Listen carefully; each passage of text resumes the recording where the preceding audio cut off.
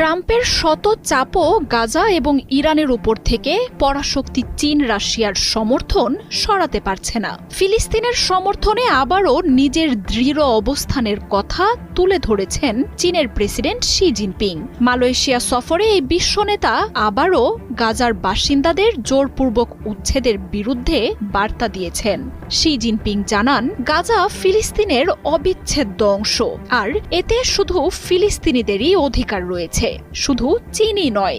একই দিনে ইরান সমর্থিত ফিলিস্তিনের ইসলামী প্রতিরোধ যোদ্ধাদের প্রশংসায় ভাসিয়েছেন রুশ প্রেসিডেন্ট ভ্লাদিমির পুতিনও।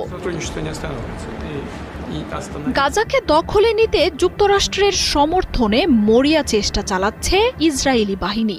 গাজায় অনির্দিষ্টকাল সেনা মোতায়েনেরও ঘোষণা দিয়েছেন নেতানিয়াহু। একের পর এক এলাকা থেকে